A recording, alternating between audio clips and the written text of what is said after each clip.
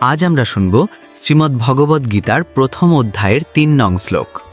দ্রোণাচার্যের সামনে দাঁড়িয়ে দুর্যোধন তখন নিজের মনের অস্থিরতা ঢাকতে কিছুটা আক্রমণাত্মক ও কূটনৈতিক চাল চাললেন।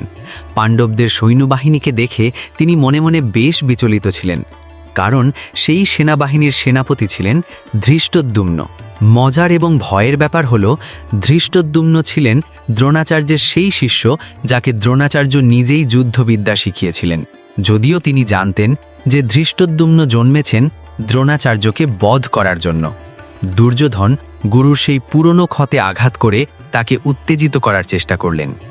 সঞ্জয় ধৃতরাষ্ট্রকে বললেন যে দুর্যোধন দ্রোণাচার্যকে উদ্দেশ্য করে বলছেন, পশ্যৈতাম পাণ্ডুপুত্রাণামাচার্য মাহাতিম চামম বিউঢ়াম দ্রুপদপুত্রেণ তব শিষ্যেণ ধীমতা।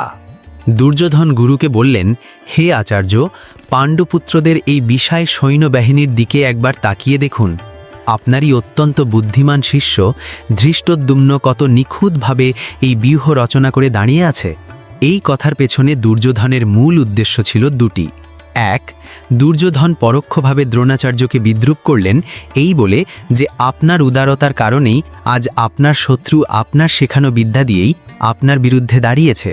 দুই, তিনি চাইলেন দ্রোণাচার্য যেন পাণ্ডবদের ওপর দয়া না করেন এবং নিজের শিষ্য মনে করে যুদ্ধের সময় হাত গুটিয়ে না নেন। দুর্যোধন চাইলেন দ্রোণাচার্য যেন রাগের মাথায় পাণ্ডব বাহিনীকে ধ্বংস করতে ঝাঁপিয়ে পড়েন।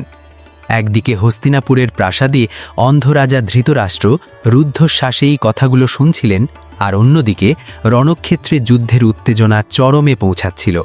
আমরা ধারাবাহিকভাবে শ্রীমদ্ ভগবদ্ গীতার প্রতিটি শ্লোক বিশ্লেষণ করব। ভিডিওটি ভালো লেগে থাকলে লাইক ও কমেন্ট করে আমাদের সাপোর্ট করুন। আর হ্যাঁ, বন্ধুদের সাথে শেয়ার করতে ভুলবেন না কিন্তু। নিয়মিত এ ধরনের ভিডিও পেতে এবং শিক্ষণীয় সব গল্প পড়তে শ্রীদাম সখার সাথেই থাকুন। জয় গীতা।